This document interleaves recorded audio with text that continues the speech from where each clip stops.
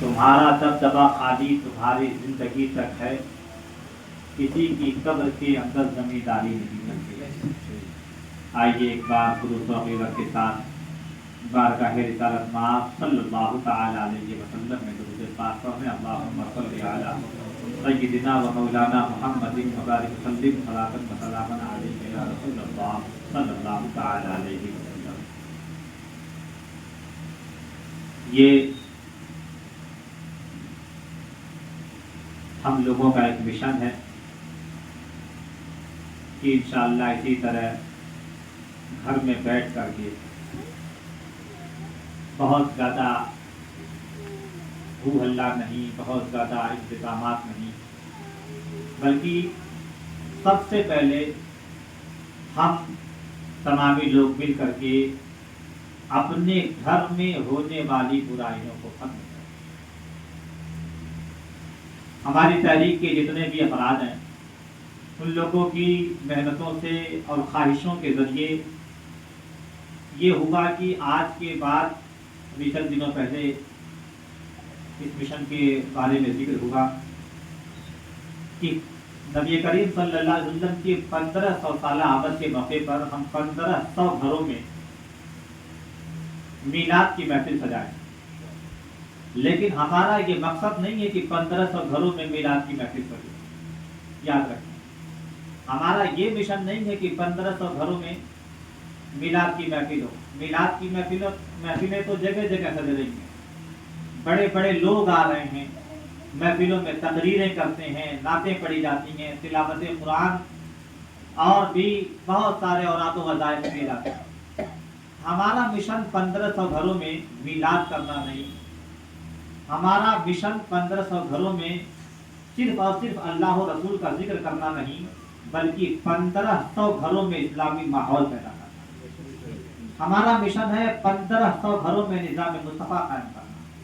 ہمارا مشن ہے کہ کم سے کم 1500 گھر میں سنت کے مطابق لوگ اپنی زندگی کو گزاریں۔ اور ہمیں بڑی قوی امید ہے، بہت ہی زیادہ امید ہے آصف بھائی سے اور آصف بھائی کے گھر والوں سے۔ اچھا، یہ صرف آصف بھائی کی ذمہ داری نہیں، یا آصف بھائی کے والد صاحب کی ذمہ داری نہیں، یا آصف بھائی کے بھائیوں کی یا ان کے بچوں کی ذمہ داری نہیں، بلکہ مشترکہ ذمہ داری، مشترکہ ذمہ داری ہے، کیونکہ ہم سب نبی کریم صلی اللہ تعالی علیہ وسلم کی امت ہے۔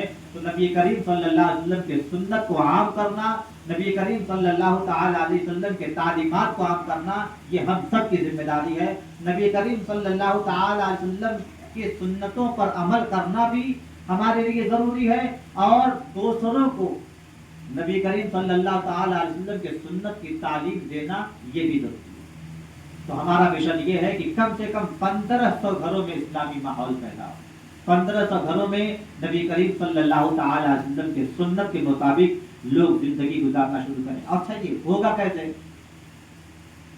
یہ تو بہت مشکل ہے کہ نبی کریم صلی اللہ تعالی علیہ وسلم کے سنت کو عام کرنے کا ٹھیکہ بڑے بڑے علماء نے لیا ہے، مفتیان کرام نے لیا ہے، حافظ حفاظ نے لیا ہے، اماموں نے لیا ہے۔ وہ اسٹیجوں سے جا کر کے چلا کر کے نبی کریم صلی اللہ تعالی علیہ وسلم کی سنتوں کو بتاتے ہیں، آپ صلی اللہ علیہ وسلم کے تعلیمات کو بتاتے ہیں، لیکن کیا ہوتا ہے کہ کسی کے ذہن میں، کسی کے گمان میں بھی نبی کریم صلی اللہ علیہ وسلم کی وہ سنتیں، شاید سنتے تو سب ہیں، شاید لگتا ہے سب کو کہ یہ باتیں جو علماء کر رہے ہیں یہ سننا ثواب ہے، اسے سننا چاہیے، عمل کرنا ثواب نہیں ہے، عمل نہیں کرنا چاہیے۔ تو ہم لوگوں کے ذہن میں یہ بات آئی کہ چھوٹی چھوٹی محفلیں بہت کارگر ثابت ہو رہی ہیں، اس لیے کہ چھوٹی چھوٹی محفلوں میں ہم ہر ایک سے مخاطب ہو جا رہے ہیں، ہر ایک کی توجہ کو ہم پہچان رہے ہیں کہ کون ہماری طرف توجہ دے رہا ہے، کون سی جمعی کے ساتھ سن رہا ہے،